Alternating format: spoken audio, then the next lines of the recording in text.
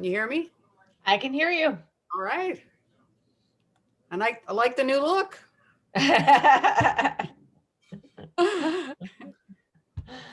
Headband or whatever. Yeah, I was keeping my hair out of my face. I'm understanding that now. Versus the ball cap. Yeah, I bet.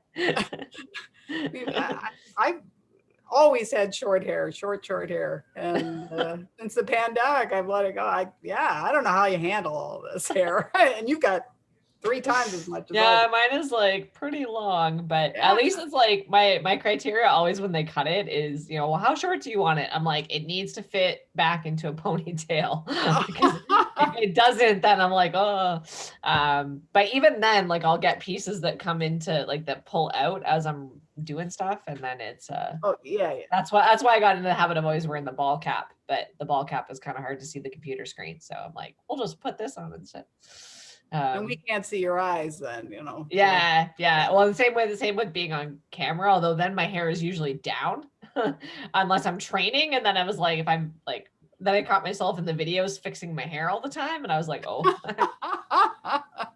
No, it works. Good. Yeah. I wear them to work out because then my sweat doesn't drip in my eyes. It's really painful when you're like squinting. You're like, oh, I can't see now. Yeah, exactly. Like, exactly. Kind of unpleasant. The new version of the those sweatbands that everybody I know 60s and 70s. That's true. It's like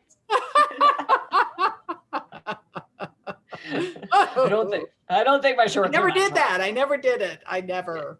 No headbands and short shorts. Yeah. No.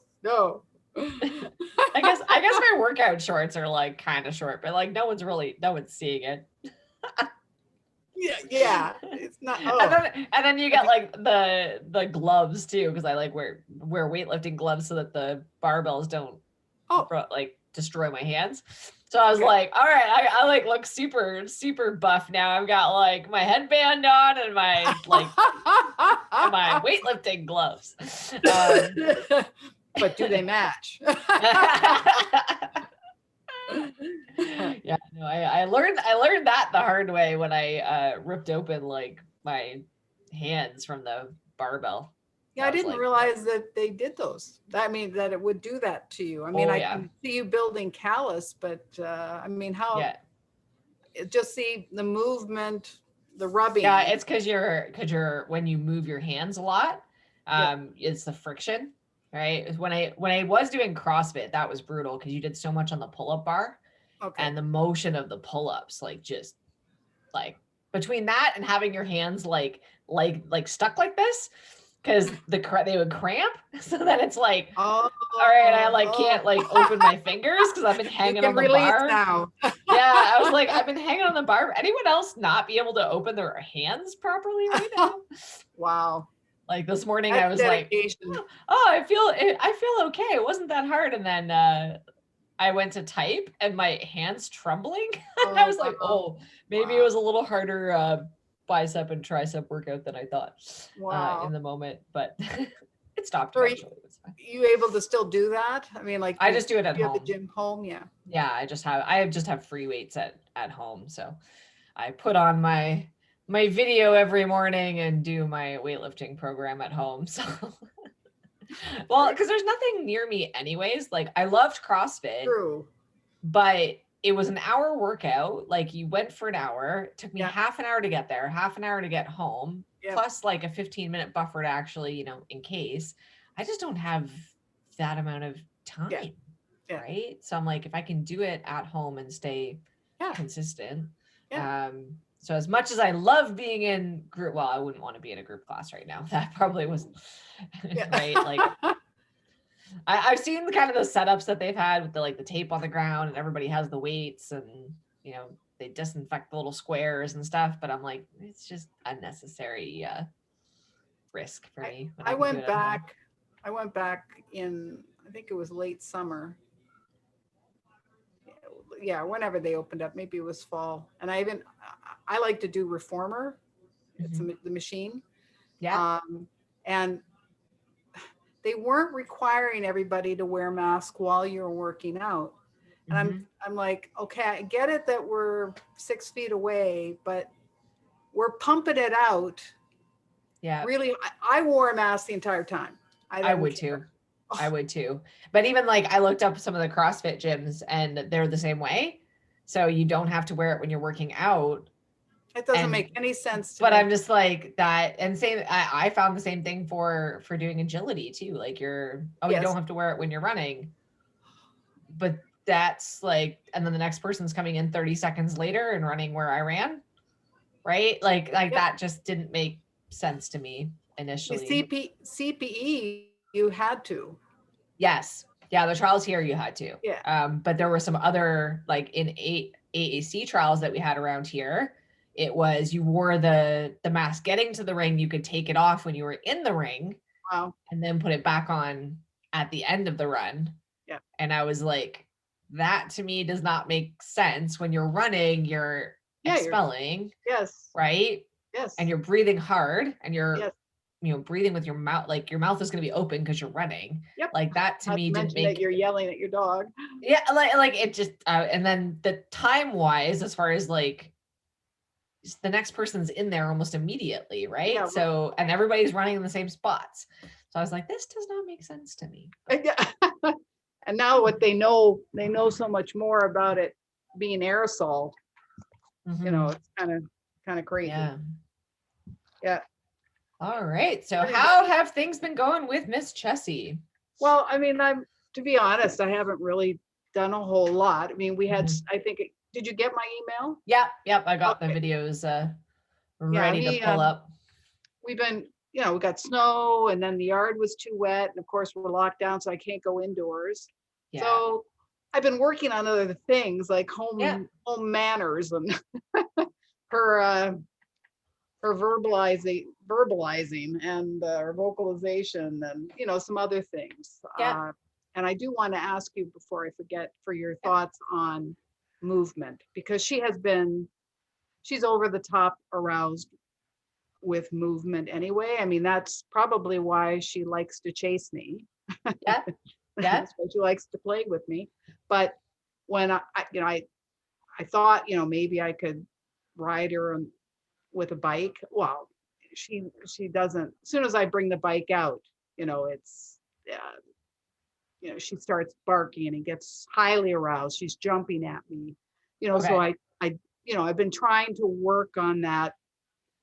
But I remember your diagram and the way Absolute Dogs was explaining it. Don't work on the thing, you work on everything else and working toward the thing. So I wanted to get your thoughts on that. But Yeah. that can be at the end or whatever. But Yeah, the biggest thing that I would look at there is that like motion and typically wheels tend to be a bit of a trigger.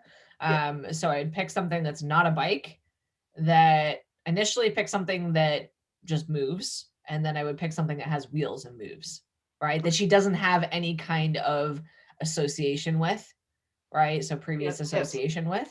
yep, Um, and then once you've gotten that, so I'm like, wheelbarrows are great for that. I use that yes, quite yes. a bit actually, right?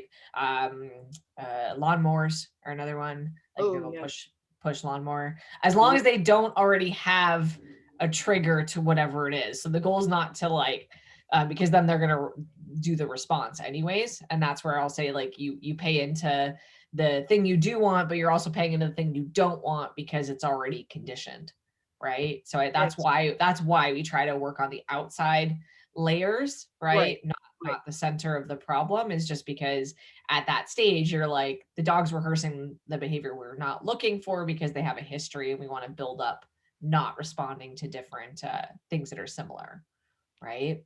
yeah. Well, the And then when lawnmower you all yeah last. Oh, sorry. no, go ahead. Oh, the lawnmower all last summer, I was just feeding her constantly while I was mowing the lawn, just throwing Hmm. food down, scatter, find it, whatever. And so she does have something. Hopefully, it's a good feeling toward the Yeah. lawnmower. Yeah. Yeah. So, but I'll find some other stuff that. Yeah, and then once you get to the bike, it'll be looking for where that trigger starts, right? Because you're going to have to go through a bit of a desensitizing process with the bike itself, right? Where it's like, okay, like dog on one side of me, bike on the other side of me, creating that barrier in between. And as soon as you see the arousal level start to go up, right? Stop moving. So stop the motion, right? So whether that is like, walking towards it, bringing it out, whatever it happens to be, as soon, because that's like motion is going to be a major key. So as soon as you see any arousal level going up, ideally the smallest signs possible before she gets into a frenzy, right? Work with it there. Okay. Yeah. Right. So that could be even like, touching it could be a like over the top arousal cue. The other one you can do with the bike specifically, if depending on her, is bring it out, but don't do anything with it, and bring it out before you bring her out. So it's like it's already out, and then we're just doing some DMT around it. So there's no motion, it's not moving, right? That's a good way as well, because they'll often go like, the bike's out, so we're gonna do exciting things. Exactly. Right, which most of the time we bring the bike out and then we do exciting things. So they're right. Exactly. Why are you so smart? Why? Oh, they're all cute for all of that. I was like, how did you know I was going to do that? Oh. Read your mind. Yeah, I know. They're just like, they know me better than I know myself sometimes. Right. It was like, how do you know? How do you know the Zoom call's over? Well, Rose, I go upstairs to get ready to go outside. Like in the winter, go get my snow pants on or whatever. Yeah. She doesn't matter whenever I go into my room. She always will come in after I've got my pants on and sniff my pants, because she's checking for which pants I have. If they're my outdoor pants, if they're my fun pants, or if they're my lounge pants. My fun pants. That's awesome. She because if they're the outdoor pants, she goes over the top, arousal. Yeah. My guys, it's my shoes. So if I put on my agility shoes, because the only time I wear agility shoes is when I'm going to train, right? And so my agility shoes, they're like, you're wearing your Solomons. They get like so excited. Any other shoes, they're like, whatever. But I put on those shoes and they're like, oh, we're going to do stuff. I was like, really? Like my agility shoes. Yeah. Well, yeah, because it means fun. Well, and they don't have a whole lot of other cues, because the place I train agility is also the place that I do my like just free walking. And when I go to training facilities, they're often waiting hours before they get a turn, right? Because I'm teaching first. So I don't work them until midway through. So they don't have those as triggers. But as soon as I get a dog out of the vehicle, then they're like, oh, it's training time. Me next. Yeah. And like, heaven forbid, I made the mistake with Hustler of letting him go first. And that is horrible, because he has the worst tolerance of frustration of any of my dogs. So then I was like, you know what? I'm not going to put you first. Jolt gets to go first. And because Jolt was the puppy. So typically my young dogs get to go first because they get 2 turns. They're at the beginning and at the end when people come in, right? Because I usually want them on boundaries when people are walking in, so I can work on that. Well, when he was not the baby anymore, that was a big problem. There was some rage happening. Like he was like, it is my turn. I always go first. This is not fair. I'm just going to bark. I'm like, oh.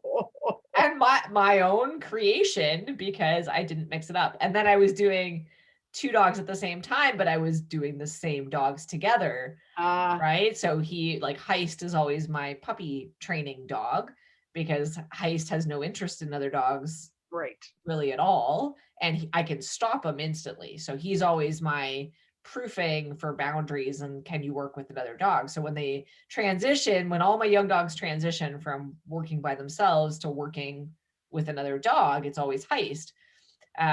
So when I stopped working Hustler with Heist, he was like, I'd take Heist out and he's like, that's my turn, right? Like, oh, it's not You're not the baby anymore, Hustle. You're not the baby. There's like 2 other babies. Well, yeah, they say to, no, to mix it all up, no, ditch the routine. But you don't realize you're doing a routine until the dog shows you that you're doing a routine. That's my thing, is like, yes, we have to ditch the routine, but it means that we've already done it. Like that's my thing. It. Yeah. Well, and I mean, like for me, like I thrive on my routine, right? Like that's how I get all my stuff done in a day, is my routine. I'm sorry, like, there are some things that have to be. Yeah. Like you have to put your coat on before you go out in the winter. Yeah. There's no. It's the random, like, oh, I put my coat. Like, see, my dogs don't react on that because I walk around in my coat all the time. Oh, so I'm really bad about putting my. I do. I don't even know why. Usually because I guess I go out so often that I just like put my coat on, and then I'll be like, oh, right, I got to go do this. All right, do this, and so that's never become one. But the agility shoes definitely do. Yeah. All right. Okay, well, I'll work on the motion. I mean, yeah. Not just wheels. It's like, if, for instance, if you learn things about me more and more, we sometimes like to dance in the kitchen, if a good song comes on. Well, I mean, like Rose would come up and she'd dance with you, you could grab her front feet and have some fun. Well, Chessie just, again, over the top arousal, barking, and it's like, okay, you can't dance. So again, how to work on that kind of, just slow motion, whatever. I guess. Yeah, that will just be like, typically I'll make sure that the dog is somewhere where their motion is limited. So usually I use boundaries for that. So I'll hop them on a boundary, and then I will do little bits of it, right? So I might just do the shoulder turns. Because it would be the same kind of process as like working two dogs at the same time, right? I guess that has been a problem too. So that's a tough one for motion-based stuff. So initially you want to, anytime, the key is to watch for the yellow lights, right? So the yellow light being the arousal is coming up. So when the dog goes on the boundary, I'm going to wait for a sign of calmness. So that might be blinking, it might be lying down, just some sign that the dog is not already expecting something exciting to happen, because it makes it really hard if they're already in anticipation mode. So usually I'll hop them on the boundary, have them there for any length of time that it takes them to kind of go, okay, nothing exciting is happening. Then I'll start doing a little bit of the energy up, watching for them, which, any form of energy up myself. And then if I see their arousal starting to come up a little bit, I stop. Right. So I'm not waiting until they have, get off the boundary or start barking or start pacing. So as soon as there's any change in behavior from what they're doing now, then I just go back to like business as normal. Right. So it's just like, it's very little transitions. You're coming up a little bit, then you're going down a little bit, and up a little bit and down a little bit. And then you can work into, as the dog goes, okay, this is a non-event, because what we're trying to do is create non-events with whatever that is. So I can reinforce like with food, but I use it very sparingly. That's kind of the key factor, because I don't want to put the dog into work mode. Right. So if we're, we're like, oh, I move, feed. Oh, I move, feed. You put them into work mode, and now they're more zoned into you instead of less. Okay. So that's kind of a thing with boundary, is that I tend to like add motion, stop motion, wait for the energy to come down, feed the energy coming down. Sometimes, other times it's just, as random as we can be, right? But if the energy comes up, I'm not going to feed the impulse control, because I would only do this if they already had solid boundary games, right? Gotcha. Otherwise, what we tend to create, which happens for a lot of people too, is we create that Pez dispenser thing where you have to constantly be feeding, which also feeds into the arousal, and then it escalates and escalates, and it makes it a lot harder for the calmness and the impulse control to actually happen. Okay, so that's interesting what you just said, because you have said this to me before, and I'm sometimes a slow learner. Job security for me. That's what I tell my students when they're like, aren't you frustrated telling me the same thing every week? I'm like, nope, I'll never be unemployed. It must get boring though. I was like, that's why some of you have been with me for 15 years.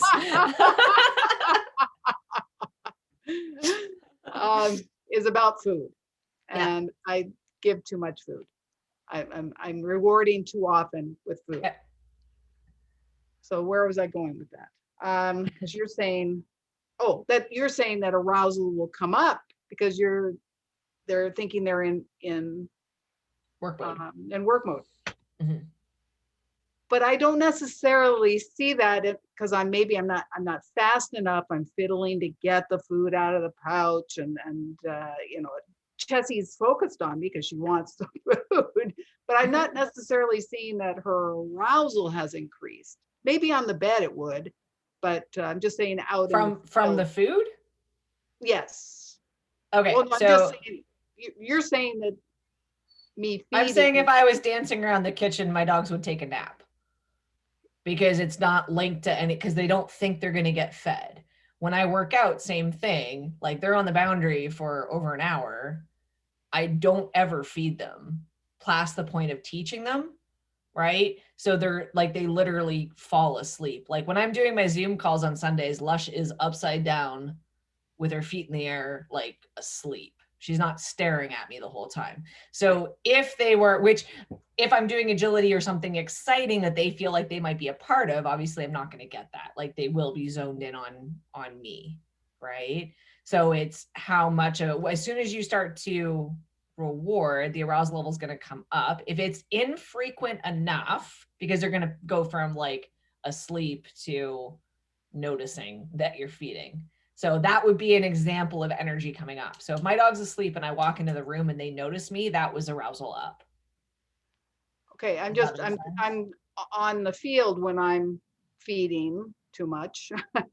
Okay. Are you seeing that Chessie's arousal is increased because of the food? Because I'm going to be feeding her. Or is that not what you're saying at all? No, that it's two totally different categories. Okay, all right. So this is if I don't want them in training mode. Like I want them to be like non-event. So when it's a non-event, I don't want that the anticipation of food will, for a lot of dogs, make them pay more attention to me, which is arousal up versus like not caring. Right? Does that make sense? Yeah. On the field, arousal up's not a problem. Like there's going to be a base level of arousal. So is my dog going to take a nap while I'm running another dog? No. Right? That arousal level is going to be up because of what I'm doing. In that case, we're weaning out the food, not because of the arousal, but because it creates a reward dependency. So the dog's used to getting a paycheck. Yes. And when they're used to getting a paycheck, they go on strike as soon as they don't get paid. I was going to say, I'm not building value for me. Yeah. Yeah. So it's not that I do listen. Yeah. No, you like. I don't do. We all had that. I had a student the other day that was talking about, and she's describing her problem. I'm like, yep, I did that just yesterday. And I got frustrated all the way through the session when I went, I should have quit like a minute into that session and recognized it was not going to work and just not tried. But I went for 15 minutes till I wanted to throttle the dog and got out of the session and was like, and I was like, yep. So don't feel bad. I do the same thing. I get emotional. I get an outcome in my head and I make bad decisions. Right. So, So if you're doing it on the field, it's if I'm teaching the dog. So my typical rule is if I'm teaching the dog something new, or it's in the top 20% of the behaviors they've done. Right. So if they're learning something new, my reward frequency is high because they're learning. So the reward itself is education for the dog. Like the reward equals that thing that you did was good. If the dog already knows it, so they already know it, I'm going to reward top 20%. So if they understand how to do their teeter, it needs to be in the top 20% of the teeters that they normally would do, comparing themselves to themselves, for me to reinforce. Gotcha. So one of the things I tried not to do is decide I'm going to reward before they do anything. So I don't go out and say, I'm going to reward contacts, because if I go out and reward contacts, that's telling me I'm in the first phase, unless I'm actually still teaching it. Right. Yes. So Yes. if I'm going out to train a running contact or something, and I figure that they don't understand. But what people get looped into is because when we're training new things, we're initially rewarding everything. That becomes our pattern. So we're rewarding out of habit. We're not consciously rewarding.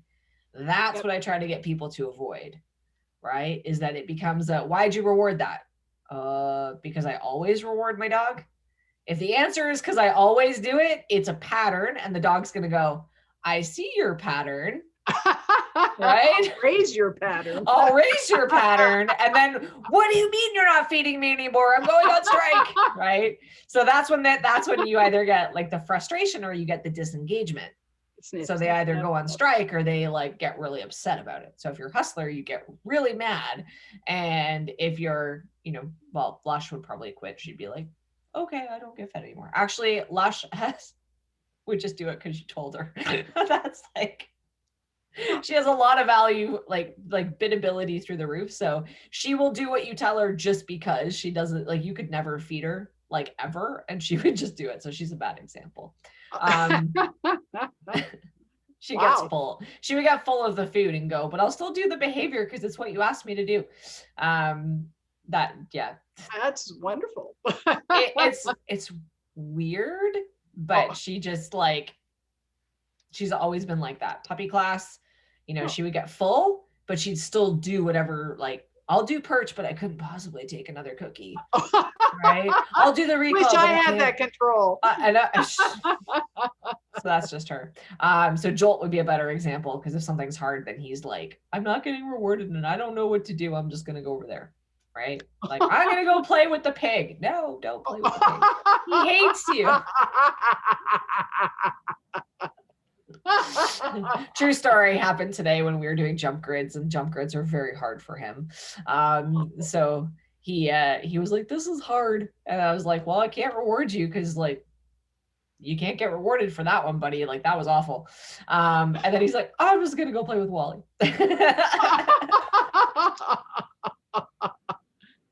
Jump grids. I love jump grids. Jump grids are, he's going to take a while to develop. So grids are a lot of thinking. Like, they're physically hard and they're mentally hard for him because, of him being him. He's got a lot of body to control. Yeah. So he, like, 6 repetitions and he's toast. Like, he's like, even if it's just a set point, like 6 reps, toast mentally. Wow. He's fried. Physically, he gets sloppy. Mentally, he gets sloppy. It's a lot for him. So I have to really, like, have my repetitions. Okay, we only do this many. I gave him a different picture today, and that was really hard for him. Yes. So he didn't even last 6 reps, and he's like, "Oh, it's so hard." So he's not the workaholic dog. It's like, I'll do it again. And he's like, that's hard. I'm gonna go play with the pig. Does that make more sense with the reward schedules though? Yes, it does. It's just to make sure, I've got to think about it. That's the main thing, because I was thinking about it the other day, because I was like, how come people get stuck? But what I realized was it's because when we first learn, the timing of the reward is important, right? Yes. So you have to have it in your hand, you have to have it ready, and that becomes the habit. But then when you go to the point where you're doing multiple things, you're not rewarding anything specific, right? Like when you do a full agility run, there's nothing you're trying to train. So the reward for the dog is for the energy state. It's not for the actual, teeter or dog walk or whatever, unless you're bridging it with a marker and then rewarding the dog a couple seconds later, right? Like, and even then it's still got to be within a few seconds, which is impossible. But we get into the habit. So every time we're training, we just reward the dog out of habit. Right? This is going to be hard to wean her off of this. Yeah. But then that's the brick wall that jumps up when we go from training to competing, is that we go from like a dependency we've created to cold turkey. Because it's like, all right, we're go like reward everything to reward nothing. Right? Instead of being like, okay, here's the reward for initial, you understand it. Let's start building a delayed reinforcement schedule.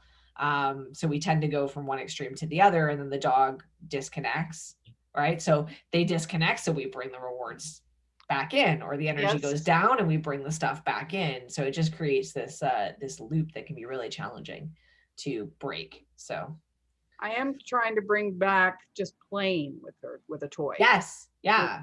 No food. So yeah, trying which to is do that more.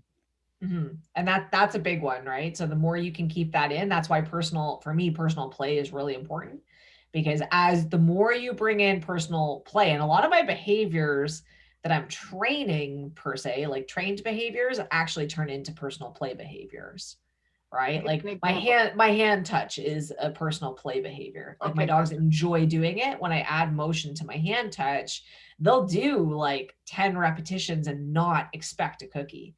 Like if they get a cookie, it's a bonus, but they're not doing the hand touch to get the cookie. Yep. That's what right. Yeah. So, and I think it's just because like I'll build that stuff in, and my tendency is not to always reward that. Like I did that on a walk today, and that was the reward, right? So that was his reward for a recall. Like there was no cookie coming in. Like I didn't feed it. Wow. Yeah. Right. So he comes in, and like the other one I taught the other day, which is I know too much about my dogs too. I was like spitting food at him because he loves catch. So what I create, but again, there's always a thing that happens before the thing. So it was a way to get eye contact. And now it's like his favorite thing is just to stare at my face. And then I could pair that with anything. That was like 3 days in. So I made a big deal about like, cause he didn't know where the food was coming from and he was missing it. So I was like, it's right up here, buddy. It's here. And he's like, kind of looks at me, and then I'd spit it at him and it'd ping him off the forehead. And he'd be like, what just happened? And then you could see the light bulb moment where he's like, oh, and now he runs up and he just stares into my face and he's like, we're gonna do the thing, right? So like all I have to do is like have that moment of connection, and it's like I could then channel that into anything. Like that could be me running, that could be like, and he's just like staring into your face is the most awesome thing ever, even if I don't spit food at him. But initially it was like spitting. He's like, oh, I can catch, but like while looking at you. But I had to make like this big deal. And he doesn't tend to jump up for the catch. Like he doesn't anticipate and jump early, because otherwise that would be a really dumb thing to do with a dog that's 26 inches tall. But that's an example of like now just that, like just the direct eye contact is its own reinforcer. So like I could reward him for anything. But if you didn't spit, but if you didn't, I haven't spit for 3 days, and he's just like, I see you, this is awesome. And I'm like, okay, great, let's go do something else. And he's like, okay, right? Like it's right, because I faded it out. Okay. Right. What most people would do is they would keep spitting the food consistently. They never move past that. Right. Well, yes. Right. So just like I play magic hand. I play magic hand and I don't have food in my hand. Right. It's just the hand. Like just the action of moving the hand is exciting. So then I'm like, magic hand, like, oh, the hand motion, they get amped up. And then I switch that to another kind of reward stack. So it could be my motion, it could be a different behavior, but I'm fading out the one behavior equals one cookie. Food.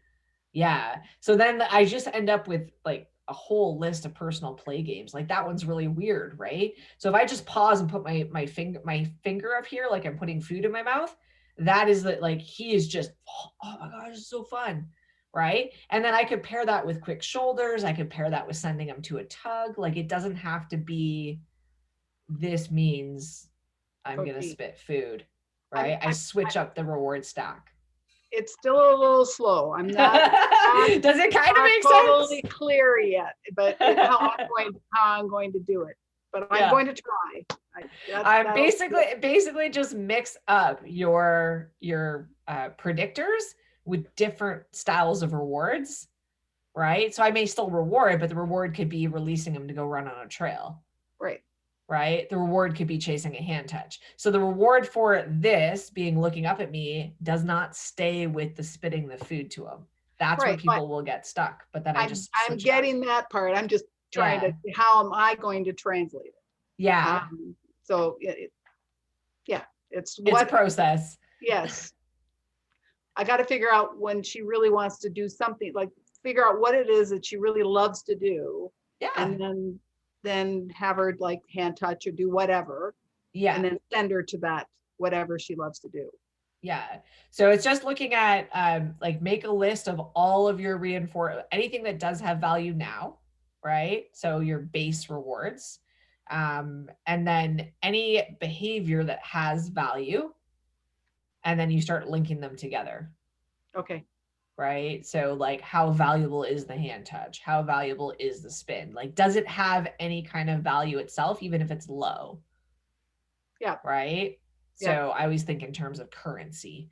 So I'm like, you know, a hand touch is like getting paid $5. The cookie is like getting paid 50. Right. So when I look at that, I can boost the value of the hand touch, but I can also use the hand touch to reinforce I can buy anything, any behavior that's worth $5. Well, how are you boosting the hand touch? Because if it's only worth $5 and the right now cookie's worth 50. Yeah. Why do you buy lottery tickets? Right. Maybe next time, maybe next time, maybe next time. That's how I boost it. All right. So just by variable reinforcement. Yep. Okay. Yep. With cookies. With anything. So I don't want any behavior to be linked to one reward. So right. I want to make sure that because there's other things that I have that potentially are valuable for the dog. When you get stuck into this equals that, you build in a certain lack of flexibility, which tends to lead to frustration. So for example, if I take a treat and train out, and I bring the treat and train out and I only reward with the treat and train, I'm going to develop a lack of flexibility to that, which I've done several times with my dog walk, right? Because there's the expectation of, I don't do running dog walks to a toy. I do running dog walks to the treat and train. Gotcha. Well, that makes transitioning it to obstacles after the contact really hard because the dog's learned, I don't do it. I only do it to this reward. Right. Where's my so then when you try to put a tunnel or something out there, the dogs are like, I have no idea how to do the tunnel or the dog walk because my thing that I look at isn't there. Right? Okay. So that's an example I've trained several times. And then I'm like, I did it again. Okay. I'll replay this and it'll take some thought process for you to figure out how you're going to do it. But the step forward is I was watching my videos and that's really all I saw was myself going to the treat pot every time. So I'm thinking, well, if I learn nothing else from these videos, I have learned that. I learned it while editing the video. Oh, I was editing the video and I'm like, gosh, I'm touching my pocket every freaking, like there was a point where I would touch my pocket even if I didn't have food in it. It was that much of a pattern that I would touch my pocket, realize I wasn't going to reward and then take my hand off my pocket. But I was so conditioned to reach into my pocket and get the food out in advance. Like I caught myself doing it like constantly. So then I would be like, oh crap, start the video again. I gotta cause I was in training. If I was in training mode, I would do the same thing other people were, right? And I was like, all right, we're doing multiples. So have to make sure that we change that up a little bit. Okay. So don't feel bad. I do it too. Okay. I did it last week and then had to redo the video. Hate that one. Darn it. Okay, so let's look at the videos you sent. So we'll kind of go through those and we'll start at the beginning. I think that's the beginning. Start with 18. Yeah. Yeah, 18.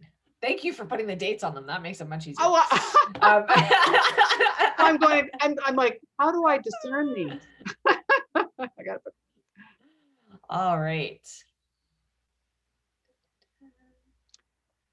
And just decided we just need to get the cobwebs out. Good.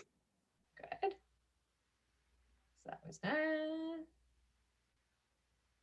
So there, she didn't really engage with you, but she did once she came around the cone. So in the beginning stages here, go back for a moment. She's a little lackluster. And then right here, you tense up and she goes, no thanks. Right. So here, what I would end up doing is relaxing, go back to neutral, right? So anytime I add tension, because tension, anticipation turns into pressure really quickly. So if they say no thanks, I just go back to neutral, and then I'll usually just change direction, right? So it's like, I want to make sure that I'm taking all the pressure off just in case. But once she comes around, right here, she picks up. So going to there was kind of like, all right, I'm doing it. And then as soon as she comes to here, which could be like, you're really going. So it could be just be the chase that's getting her here. Then she's like, awesome. Right. So speed wise, that was great. Engagement in the beginning, a little flat. Yep. It's over a little bit. Okay. Good. And again, she's coming down a little bit. I would tend to put that was better. I was gonna say I might put it on a string. When she's getting to it, she's deflating a bit. Well, and it wasn't loaded. I decided just to throw the toy, like I was thinking Okay. what you were talking about. So it wasn't loaded. So she probably knew that. Yep. Oh, visitor. And that will be again the prediction. So that's also why I like to be able to use motion, so that when it is loaded, they still have to chase it, right? So it can pull away from them at any moment. Okay. Because that way there's a game that happens before they actually get the toy out. That was good though. So that energy was better. I got her back, whatever that. Yeah. And there, that was kind of lackluster. Yeah, it's just a little. Then here we get a little bit of a disengage. That was good. So that I probably would have added in some quick motion, like the second she checked back, do a like dash, orientation dash, because she was pretty on the environment. That was a good catch though on your part. So you noticed it there. Yeah. And then just watch the plant. Yeah, good. So nice release of pressure. Just make sure you're not planting your feet if she disengages, because that'll bump up the pressure around you. But you did notice and you moved pretty quickly. So that was good. Lots of little things happening here, which is like little good things.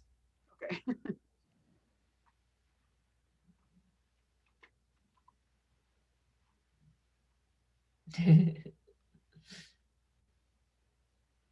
She's like, okay, a little bit. I got the toy. I'm taking the toy. Yeah.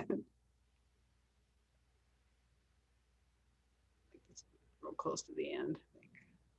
No, she wasn't. So she didn't do it. So that was the end. Yeah.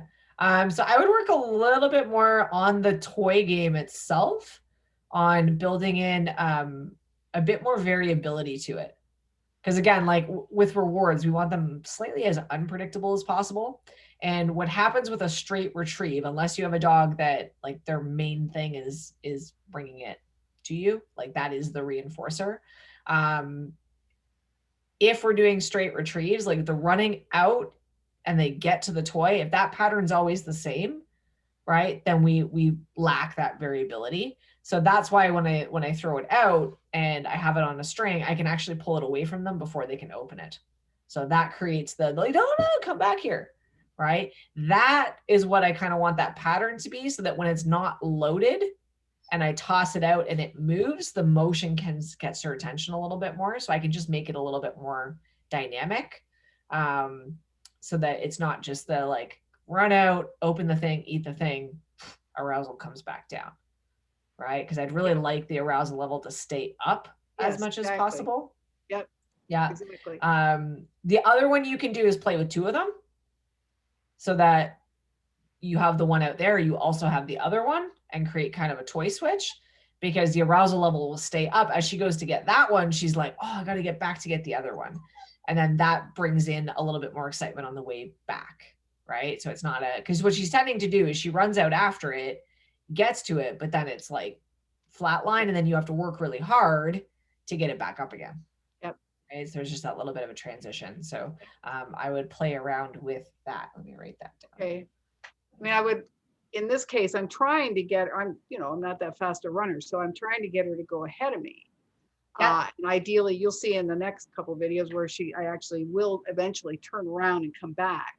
But so to have that toy on a string is just a little more complicated for me to throw out because I want her ahead of me. Yeah. But I'll figure it out. I'll figure it out.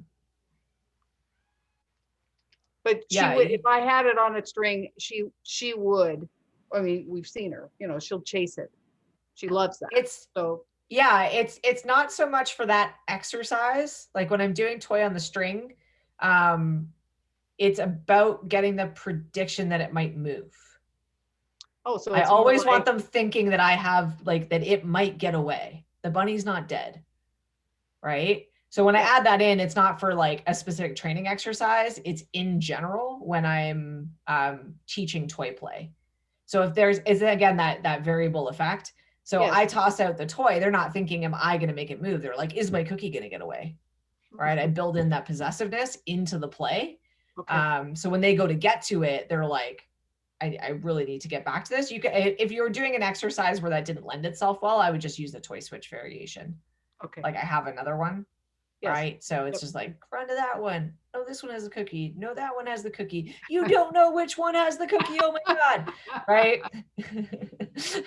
That's another ridiculous game that I play. Find the cookie. No, this one. No, this one. No, this one. Oh, it's like, oh. There's clams everywhere. Oh my God. Yeah. I have a little bit too much fun coming up with ridiculous games for my dogs, I think. No, this frisbee. No, this one. There's not the frisbee at all. Oh my gosh, I'm running. It's like, it sounds like it's fun with you. Maybe this is why all my dogs end up being psychos. Oh, not at all. I was playing like with the field the other day and like I just stopped and Joel was out there. He looks at me and I'm like, no, I'm gonna go this way. No, I'm gonna... And he's like, I don't know which way you're going. And I'm like, that I just took off running. I'm like, oh my gosh, he like I felt bad because he nearly wiped out coming around the corner. He was trying to catch up and his back feet and his front feet didn't quite coordinate. And then he's like, looks like Scoot coming around the corner. Which actually probably made it more fun for him. Oh yeah, pretty much. And then when he catches me, and then I need to have plan B. I was like, now you're actually catching me. That is more of a challenge. Don't bite me, basically. Okay, so I think this one, right window. Yeah.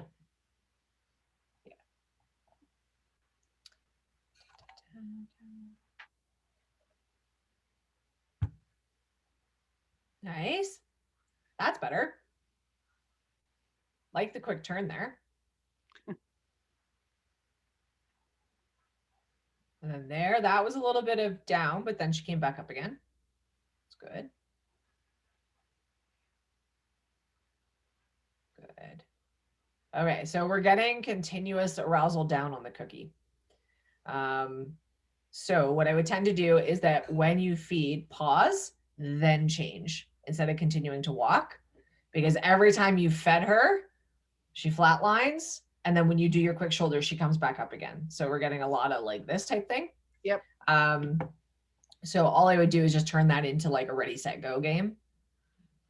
Gotcha. So as soon as you do go to feed her, just add that little bit of like pause, wait, and then immediately as soon as she brings her head up, change direction again, because she's actually higher in anticipation there. That was actually a good one though. So that was good timing on giving her another behavior due. So when you're doing multiple quick turns without the cookie, she's actually keeping her arousal easier than when you feed her. That was good. So there she stayed up. There she came down a bit. Nice. That was a really snappy middle. Yeah. I like those. Let's see what she does there. Good. Yeah.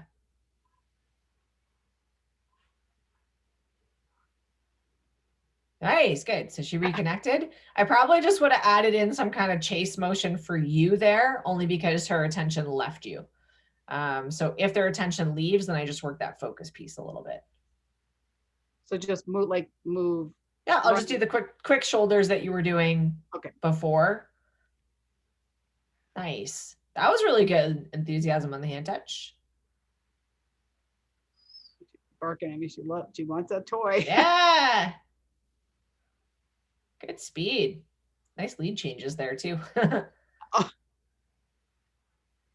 that's something I don't see. I don't see lead changes. So I've got to learn how to do that. That's let me just go back and show.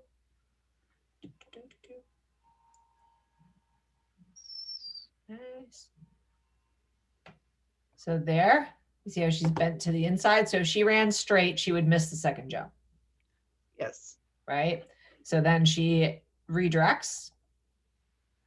So she went from, like, if you drew out the angle, it's here to there. So any kind of zigzag basically. And then when she lands here, she's going to be going that way. So if she lands on that third jump, the direction she's heading now, she would be out where the cone is. If she changes again, she'll be closer to you. See how she's closer to you? Yes. Because I'm telling her rye, because I wanted her to go right around the cone, and I told her too soon. So she's wrapping the wing, which is a good girl. Yeah. But not what I had wanted her to do. So anyway, I see what as far as identifying lead changes, it's any time the dog's natural path deviates. Okay. So, right. So whatever trajectory the dog is on, if you drew a straight line through their spine and they didn't go there, there was a lead change. Okay. Right. So that's just how I'm seeing that. I'm not seeing her feet at all. I'm just seeing the lines change. All right. Gotcha. Right. Okay. So I'm not looking for her which leg is leading. Yes. No, I'm just looking for where her line deviates, because in order to actually bend her body, she's got to flip the inside leg. Gotcha. So all of my lead changes that I watch on my dogs when I'm running them is from their spine. It's from which direction their spine is bent. Okay, it's not for their paws, because I won't be able to see that, obviously, because I'm taller than they are.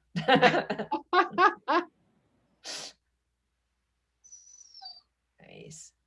Good girl. Yeah, so she's much more engaged with you this session for sure. I'm trying to be more wary of timing too of the day. Trying to figure out when she is aroused. Good. Yeah, it's just the toy thing that's a little, like, she goes to it, which is good. I just feel like it's a little one-dimensional, but we'll try with the motion-based stuff, like toy on the string and doing the 2 toy switches, and that would probably, we'll see what we get with that. She's not doing anything wrong. It's just it feels like it's very patterned. Well, actually, and that's, watching this again, when I go down, when I tense up, almost every time she looks away now. She's just kind of looking out, and I have to read. So what is it? What does that mean? What have I trained? Pressure, probably. Okay. Right? So anytime they look away, I change direction, which is the opposite of pressure. So with front crosses, right? So when they say too much pressure, I go, it's released now. And they go, oh. Whereas what tends to happen is we're trying to get an outcome. So we're saying, are you ready? They say, no, I'm not. And then we're like, okay, go.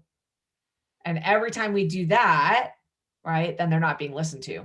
So it becomes a little bit of that, like, look away. Then you add motion. Motion naturally takes pressure off, right? Because you're not asking for anything. So when you move, she goes, oh, but you're running. So there's a little bit of a conflict probably there between her responding to the tension and, like, planting of the feet and still wanting to chase you. But that little bit of a conflict is what likely is making her look away, because it's like our pressure is saying kind of like too much, right? So she's like, oh, do you want me to move away? Oh, no, you want me to chase you. So she's a little bit stuck in between pressure and motion, I think. So if she looks away, just change direction. That will release the pressure. Okay. And that will become your new pattern. So I would tense up and do the quick turns game, right? Okay. So that it's like she's, instead of running away from you, she's moving towards you. It's probably just a little bit of a pattern that she's now anticipating, because I don't feel like she's distracted when it's happening. It's just like a little bit of changing the topic potentially. Okay. You've said this to me before, but I have tried to implement it. Yes. Good. Good. So like that's what you would end up doing, is that if she looks away, you would just like quick turn. And then as soon as she wants to come back with you, you just turn back again.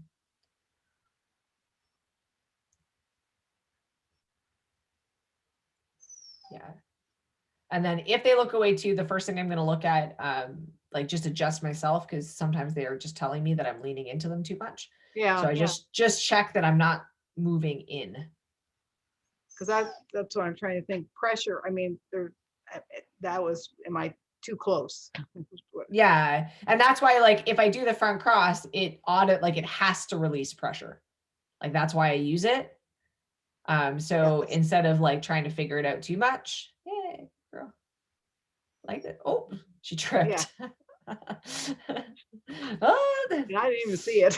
Yeah. Still after, so she's like, oh, yeah, that was she kind of looked like Jolt there for a minute. Oh. He does that on a daily basis. Oh, poor guy. Poor guy. He just doesn't get where his where his feet are. Those are legs. Yeah.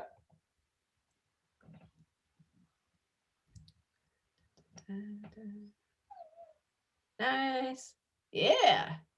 Like that.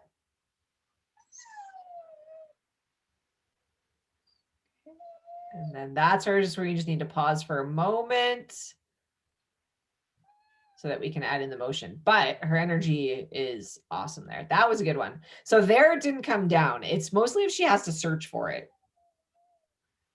And that's natural, because like that's why we do scatter feeding and stuff, to bring energy level down, because sniffing tends to bring it down, right? Like that's the whole point of scatter feeding, why it works. It's how quickly she comes back up, and that's why I tend to add a little bit of that just pausing. That was a nice transition. So going right from the back up to the going forward again, that was a really slick transition. Yeah, so there's like, as soon as she's got to search for it a little bit, just brings it down a touch. So that's just something I would notice to try and get the timing. But her energy on the actual obstacles is quite nice. Oh, that's the one I told her right too soon. Yeah. Also, watch your decel there. Oh, not sure of the timing, because you kind of stopped hard before she took the bar down. So that's just one to watch, so that like slowing down's okay, but if it's like a hard decel, it's going to create a conflict. They're like, stop or go.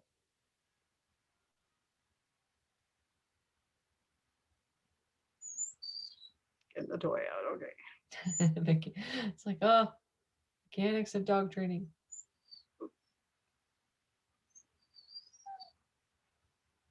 Nice.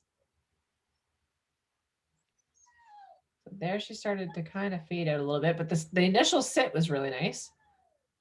There we go. Yeah, that was good.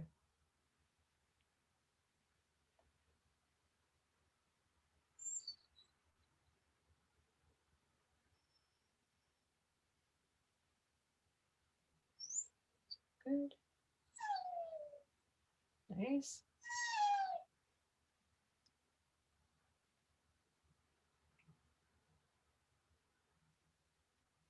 Yeah, so there, just a moment, she got a little, there, that was good. So she started a bit low, but as soon as she went for the sit, she was actually much better. Good.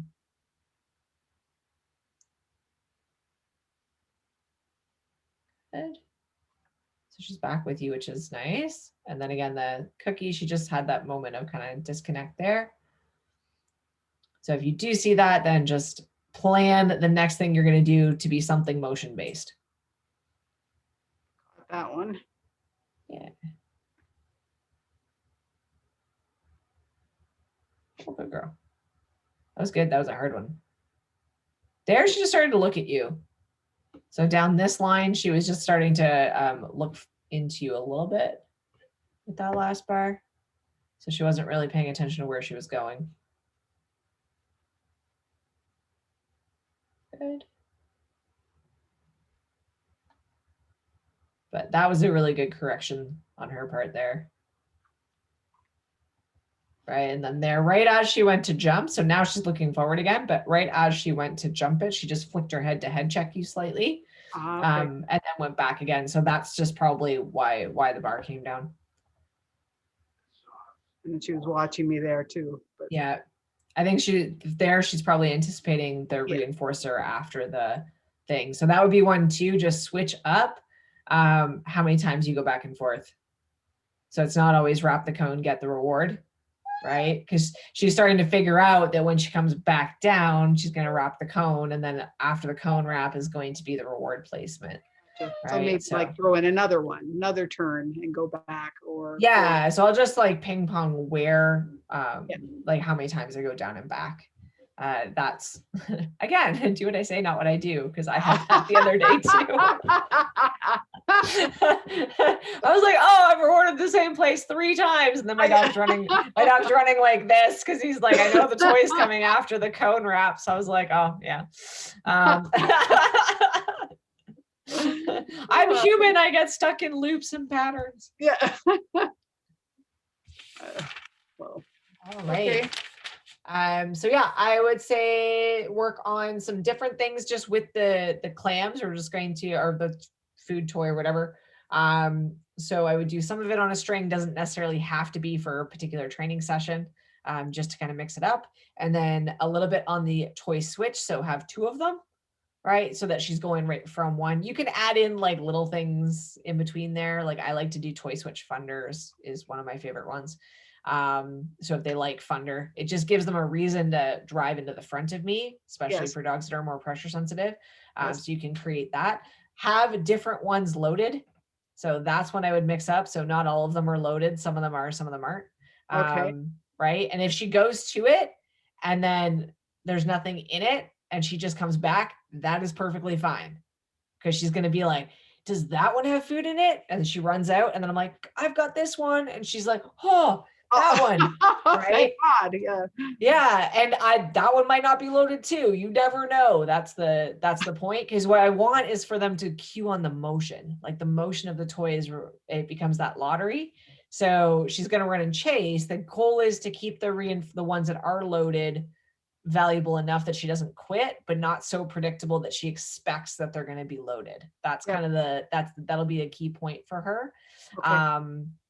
And then the energy up, I would just, if you notice that she's got a sniff or something, because that's being fairly consistent, just plan to pause and then do motion immediately after.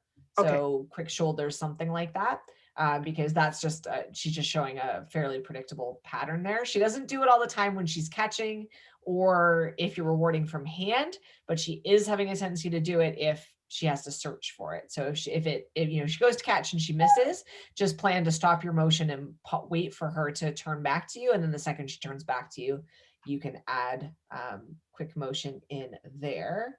What was the third thing? And then if you see she looks away, so just watch for that. If you see that she turns her head away, immediately do a front cross, and that will start interrupting that. Because it may just be part of a pattern, a behavior change she's created, because she has done some of that and then actually run really fast. So it's not necessarily a predictor that she's upset or stressed or anything like that. It could just be that initially she was a little unsure of the pressure and then turned on by the motion. So now she's got this little like look away, look forward thing. So we'll figure that out. Yeah. I don't think it'll take long to switch that at this stage. So front cross if you see her look away. Well, I really like that backup, and the pressure release that you had. So that was, she loves that. That was like, and your timing on that was awesome. Like just the second she was loaded onto her rear, you sent her forward. And I was like, that was like ultimate sprint training right there. That was like the starter block. Because that's often when I'll do it, is when I need the dog to load from their rear a little bit more.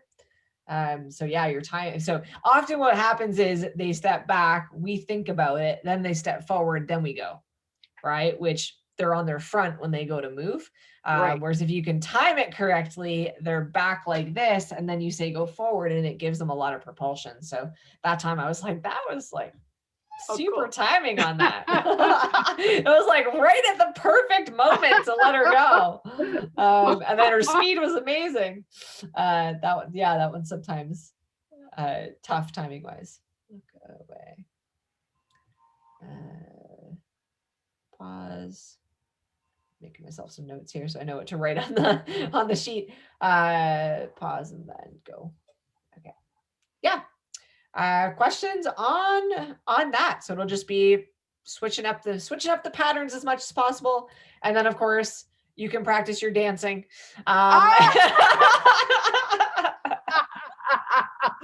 Get that visual out of your head.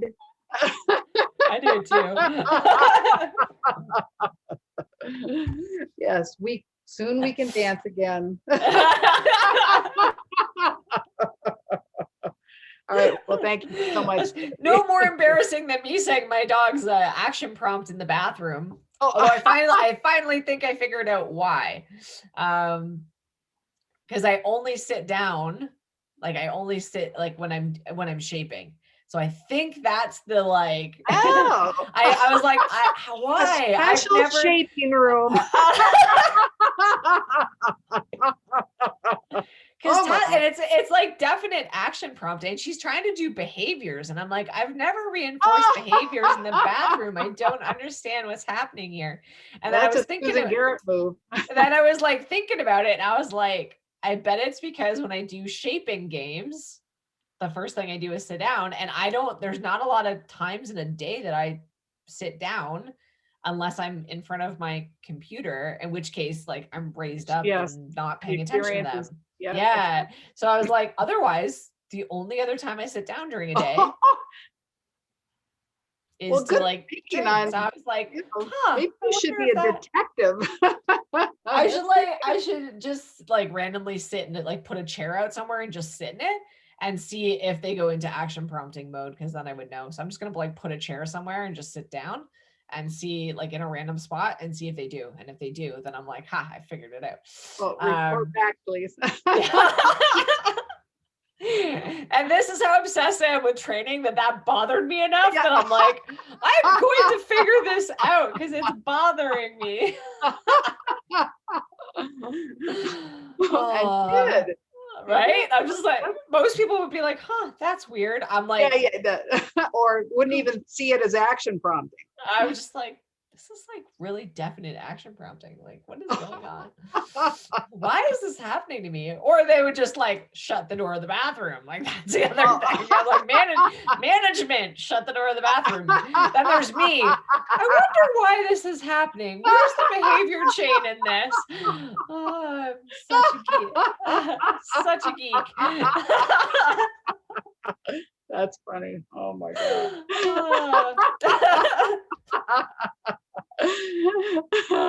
Yes. See, you dance in the kitchen. I try to solve bathroom action prompting puzzles. That's hysterical. That was funny. Oh my God, I'm hurting. Now we're even. Shut the door. Just shut the door. That would be like a normal human's response, right? Just like, why don't you just shut the door then? I was like, honestly, who shuts the door in their bathroom? Really, who does? That owns a dog. Exactly. Joel. Oh, that was stop knowing what time it is. It's 8 o'clock. I know, he knows. He knows now. Yes. When the coaching times are done. All right. Well, thanks so much. Glad I had the laugh at the end. Joel, stop it. Now I'm not letting you out. You're going to stay in there for like another hour. He's like, but it's bedtime. And my dogs are reacting. Hey. That's amazing. Yeah, stop it. All right. Well, have a good evening. Yes, you too. So I'll write that up for you, and I'll probably end up sending it first thing in the morning, so it has time to upload. That's fine. All right. Well, have a good night. You too. And see you on the next one. All right. Take care.